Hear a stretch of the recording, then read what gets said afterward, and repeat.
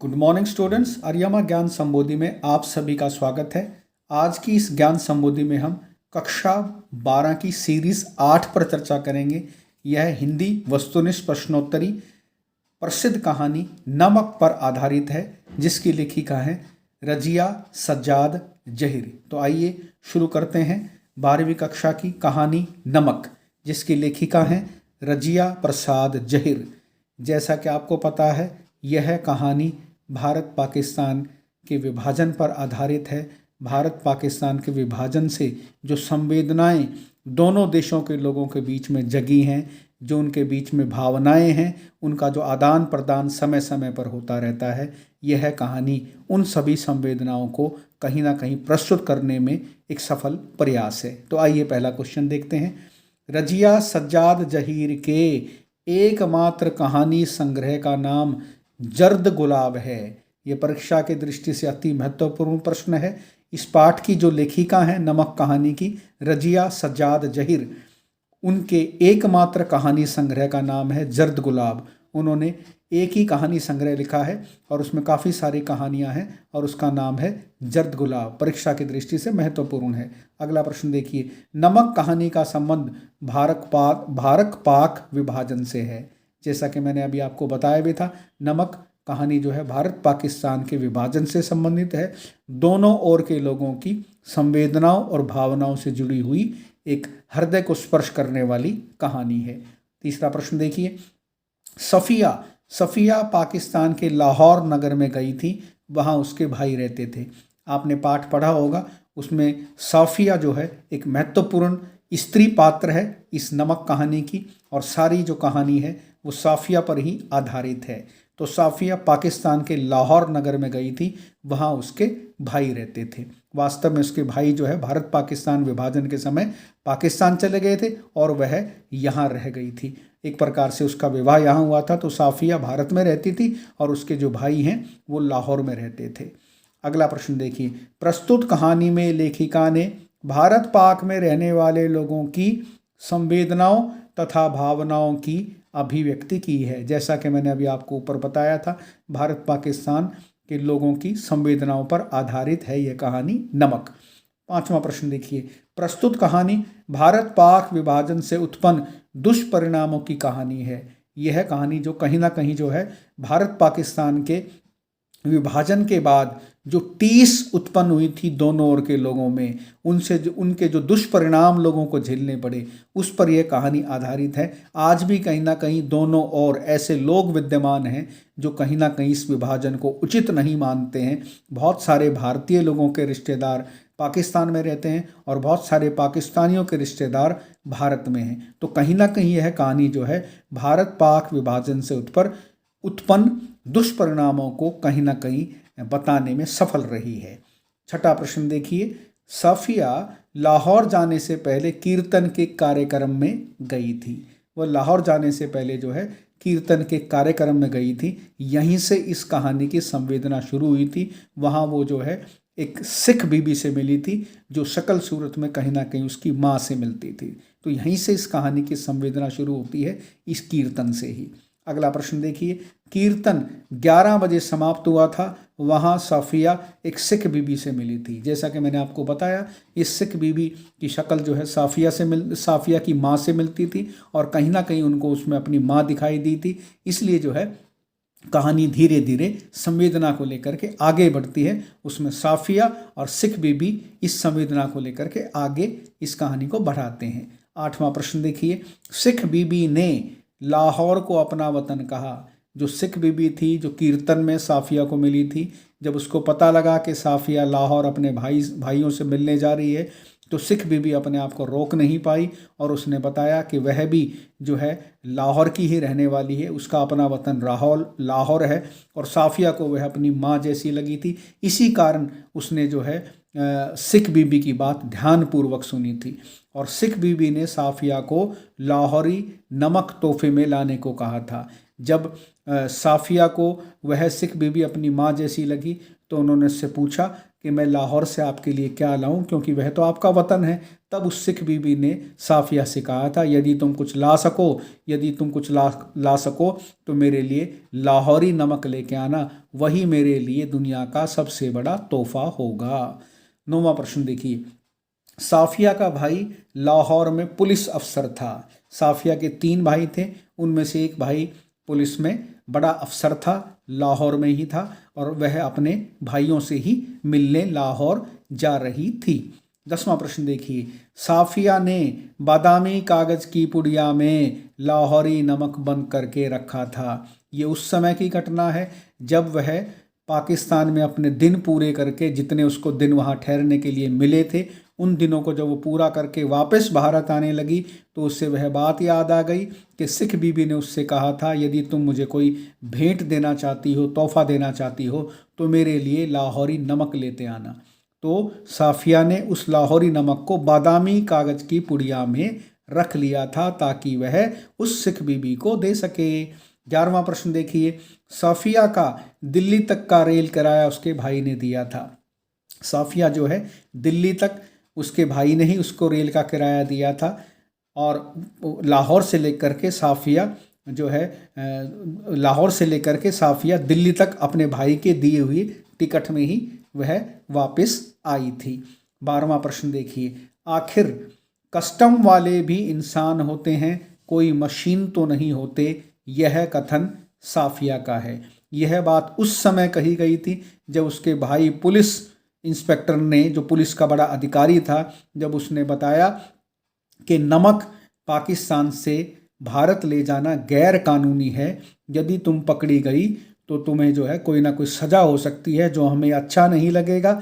लेकिन साफिया जो है नमक ले जाना चाहती थी, क्योंकि उसका मानना था कि उसकी माँ ने यह नमक मंगाया है, उस सिख बीबी ने यह नमक मंगाया है, चाहे कुछ भी हो जाए वह लाहौरी नमक को लेकर के जाएगी।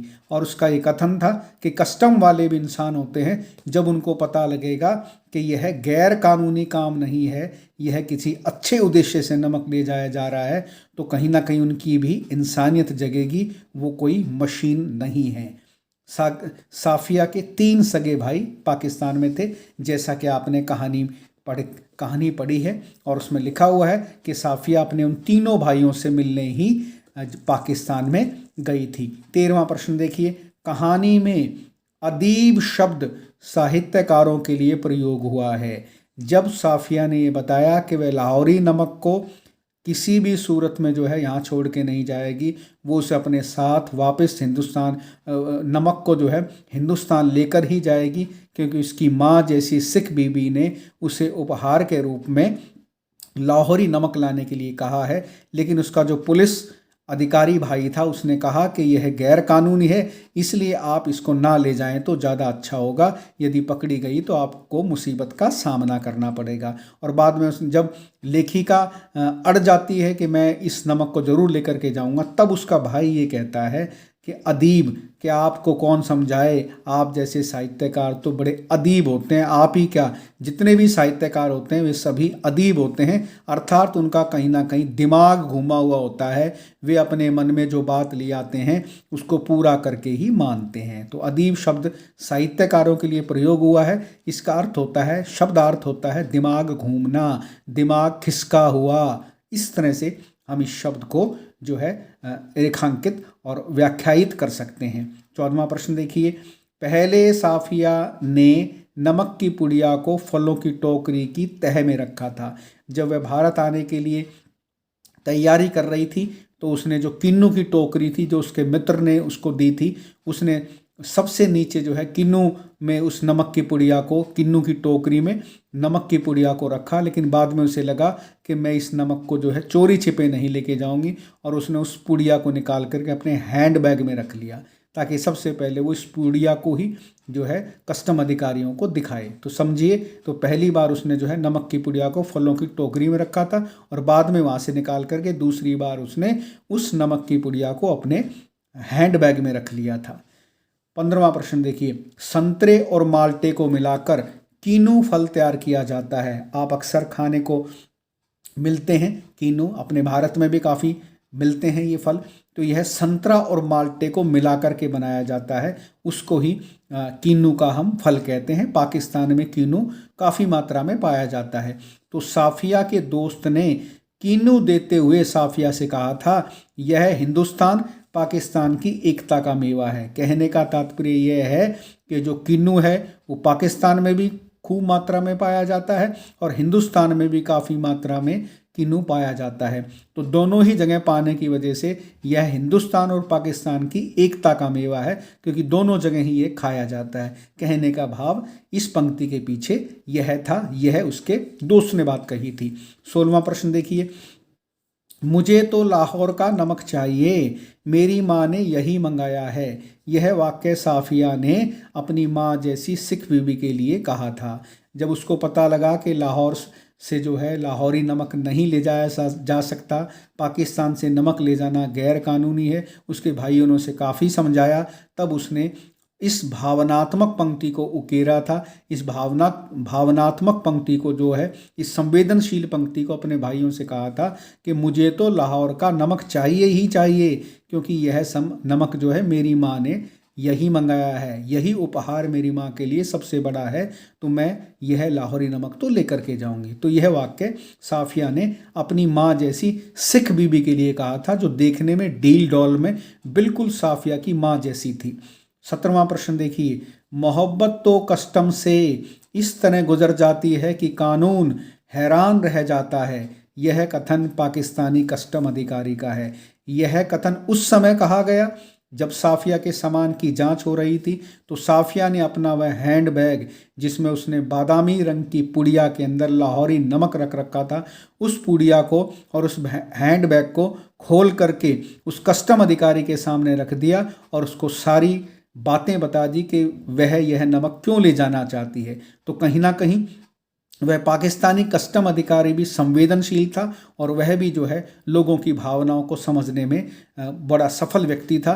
तो उसने यह पंक्ति कही कि मोहब्बत तो कस्टम से इस तरह गुजर जाती है कि कानून हैरान रह जाता है। अर्थात मैं तुम्हारी इस लाहौरी नमक की पुड़िया को किसी भी प्रकार से जब्त नहीं करूँगा, क्योंकि यह तो एक प्रकार का मोहब्बत से भरा हुआ पैगाम है। ये तो कहीं ना कहीं एक मोहब्बत की पुड़िया है, तो कस्टम भी इस चीज़ को नहीं रोक सकता। इस पंक्ति के पीछे कहने का तात्पर्य यही था। 18वां प्रश्न देखिए, भारत के कस्टम अधिकारी का नाम सुनील दास गुप्त था। जब वह भारत आई साफिया पाकिस्तान से, तो फिर दोबारा उसके सामान की जांच हुई, तो उस समय जिस ने उस सामान की जांच की थी वो भारत का कस्टम अधिकारी था। उसका नाम था सुनील दास गुप्त और वह ढाका का रहने वाला था। ढाका पहले पाकिस्तान में था, आपको पता है बांग्लादेश की राजधानी है। बांग्लादेश पहले पाकिस्तान का हिस्सा था, इस समय बांग्लादेश एक स्वतंत्र देश है और उसी की राजधानी है ढाका। तो वह सुनील दास गुप्त भी कहीं ना कहीं जो है विभाजन का शिकार था, ढाका का रहने वाला था। उसने भी जो है साफिया को कहीं ना कहीं सहयोग किया। अगला प्रश्न देखिए 19वां, 2 चाय लाओ अच्छी वाली। कथन भारतीय कस्टम अधिकारी का है। यह कथन उस समय का है जब साफिया भारत वापस आ गई थी। जब साफिया भारत वापस आई तो उसका जब कस्टम अधिकारी के द्वारा, भारतीय कस्टम अधिकारी के द्वारा उसके सामान की जांच हुई और जब उसको सारे वाकये का पता लगा कि इसमें एक पुड़िया में नमक है और इस तरह की ये सारी घटना है, वहाँ के कस्टम अधिकारियों ने भी इस चीज़ को ऐसे ही जाने दिया, तब उसने भी जो है उस चीज़ पे कोई किसी प्रकार की जो है आपत्ति दर्ज नहीं की और 2 कप चाय मंगाई, 1 कप चाय अपने लिए और 1 कप चाय साफिया के लिए। कहीं ना कहीं वह अधिकारी भी जो है इस विभाजन का शिकार था, उसके अंदर भी संवेदना जगी और उसका मन करा कि साफिया से बातचीत करे, उससे भी लाहौर की बातें पूछे, क्योंकि वह भी उस समय पाकिस्तान का ही रहने वाला था, लेकिन बाद में विभाजन के समय वह भारत रह गया था। तो उसकी संवेदना भी कहीं ना कहीं इस विभाजन से जुड़ी हुई थी। 20वां प्रश्न देखिए, सुनील दास गुप्त साहित्यकारों में नजरुल और टैगोर को पढ़ते थे। इस कहानी में आया है कि सुनील दास गुप्त अपने बचपन में, अपने विद्यालय के जीवन में अपने मित्र के साथ नजरुल और टैगोर को पढ़ते थे। नजरुल इस्लाम जो है बड़े प्रसिद्ध शायर हुए हैं, वे अपने जीवन में बड़े प्रसिद्ध साहित्यकार हुए हैं। तो सुनील दास गुप्त अपने बचपन में, विद्यार्थी जीवन में नजरुल को भी पढ़ता था और रविंद्रनाथ टैगोर को भी पढ़ता था। 21वां प्रश्न देखिए, साफिया की अम्मा मुहर्रम पर सफ़ेद बारीक मलमल का दुपट्टा ओढ़ा करती थी। यह प्रश्न इसलिए पूछा गया है क्योंकि यह प्रश्न कई बार बोर्ड की परीक्षाओं में और मासिक परीक्षाओं में आया है। जो साफिया की अम्मा थी वो मुहर्रम मुस्लिमों में एक प्रकार का सोरो फेस्टिवल होता है, उस दौरान उसकी माता जो है सफ़ेद बारीक मलमल का दुपट्टा ओढ़ा करती थी और उस मुहर्रम में शामिल होती थी। वो जो है उनके जो महापुरुष हुए हैं हुसैन साहब, उनकी याद में उनके शहीदी दिवस के रूप में मुहर्रम का त्यौहार मनाया जाता है। तो उसकी माँ उस दौरान जो है बारीक मलमल का दुपट्टा ओढ़ा करती थी और कहीं ना कहीं साफिया को सिख बीबी में भी अपनी माँ दिखाई देती थी और उसके सफ़ेद दुपट्टे को देखकर उसे अपनी माँ की याद आ गई थी। अगला 22वां प्रश्न देखिए, हमारा वतन तो जी लाहौर ही है, यह कथन सिख बीबी का है। जब उसका सिख बीबी का साफिया के साथ वार्तालाप चल रहा था और साफिया ने जब उसको बताया कि वह लाहौर अपने 3 भाइयों से कल ही मिलने जा रही है, तो वह सिख बीबी भी कहीं ना कहीं रोमांचित हो गई, उसके अंदर भी कहीं ना कहीं जो है एक भावुकता आ गई। तब उसने भी, उसके मुंह से भी यह पंक्ति निकल गई कि हमारा वतन तो जी लाहौर ही है, कि हम भी लाहौर के ही रहने वाले हैं और तुम भी लाहौर ही जा रही हो। तो इसलिए लाहौर से जो है मेरी कहीं ना कहीं भावना जुड़ी हुई है, इसलिए तुम उपहार के रूप में कहीं ना कहीं जो है मेरे लिए वहाँ से कोई गिफ्ट अगर लेकर के आना चाहो तो वह केवल लाहौरी नमक ही लाना। इस तरह का संवाद, इस तरह का वार्तालाप साफिया और उस सिख बीवी में चला था। उसी दौरान यह पंक्ति कही गई थी कि हमारा वतन तो जी लाहौर ही है।